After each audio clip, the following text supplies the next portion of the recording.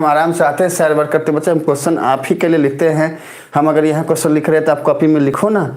हम लिख रहे हैं क्वेश्चन तो आप भी कॉपी में लिखो और साथ में इस क्वेश्चन को समझो। अब आप आओगे आराम से शेयर करने के बाद फिर बोलोगे सर जी हमको समझाइए। हम गुस्सा हो जाएंगे, हम बता रहे हैं। दिख नहीं रहा है गुस्सा? देखो देखो चेहरे पे देखो, गुस्सा पूरा पूरा छाया हुआ है। हम लाठी लेके आएंगे फिर पीटने के लिए तो समझ में आएगा। बोलना मत फिर सर जी पीटते क्यों हो। तो सारे के सारे यहाँ पर आ जाओ, टॉपिक पे चले जाते हैं भुजा वुजा फाड़ने के लिए। बताओ तो चलो तो क्वेश्चन लेते हैं। क्वेश्चन क्या है कि in figure what AB is parallel to D, AB is parallel to D, okay, angle BAC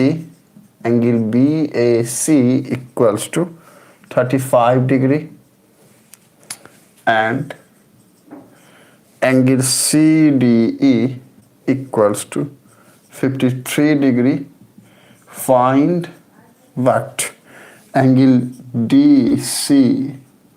एक बार फिर से जो है क्वेश्चन बोलो। देखो सुनो, AB जो है ना वो DE के पैरेलल है, एंगल BAC 35 डिग्री है, एंगल CDE 53 डिग्री है।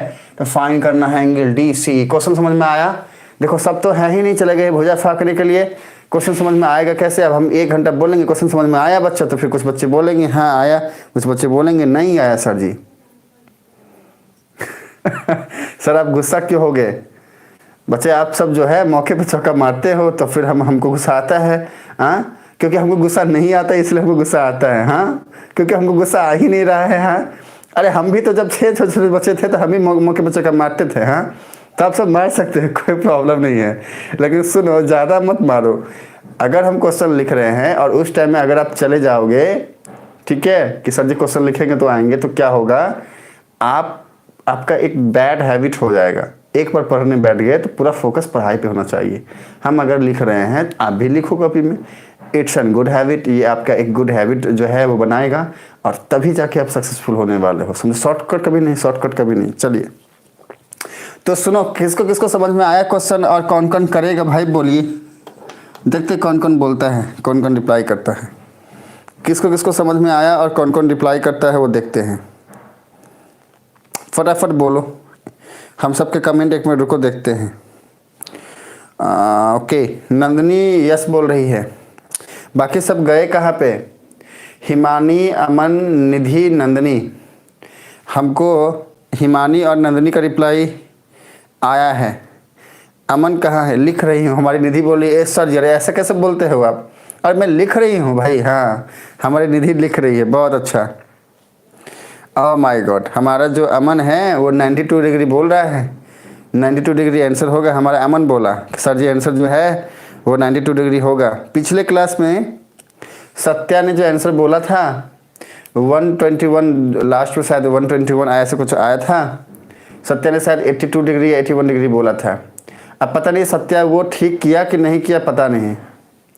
ठीक है, दिखा क्यों नहीं रहा है भाई? यहाँ पे सबको दिखा नहीं रहा है। सब मतलब बीच बीच में रह के आ रहे हो क्या? रह के आ रहे हो क्या?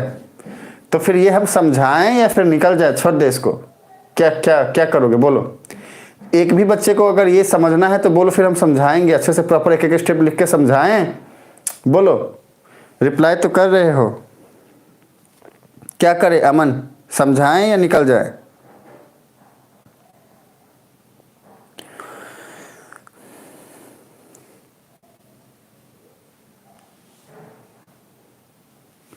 हाँ बोलो, निकल जाए, दूसरा न्यूमेरिकल जाके करे, फिर ये छोड़ दे। समझा के निकल जाए, समझा के निकल जाते हैं, समझा के निकल जाते हैं। निकल जाइए, अमन ने बोला निकल जाइए। अभी नंदनी, हिमानी और निधि बोलेगी निकल जाइए तो निकल जाएंगे। समझाने के लिए बोलेंगे तो समझाएंगे। समझाएं, कर लेंगे, रहने दीजिए। अब एक नंदनी बची है। नंदनी क्या करे बोलो? समझा के निकल जाए या फिर पूरा अच्छे से लिख के बताए? समझा के निकलने में जल्दी हो जाएगा, टाइम ज़्यादा लगेगा नहीं, सिर्फ समझाना ही तो है। बोलिए नंदनी। देखो हिमानी का अच्छा बोला कि शॉर्टकट में बता दीजिए। लो शॉर्टकट में बताते हैं फिर। हाँ, इसको ध्यान से समझना। देखो कुछ है ही नहीं बच्चा, इजी है, देखते ही हो जाएगा। पानी क्वेश्चन है, बाकी सारा का सारा क्वेश्चन पानी पानी ही था, कोई बहुत टफ तो था नहीं। हाँ, वो ब्लू है पानी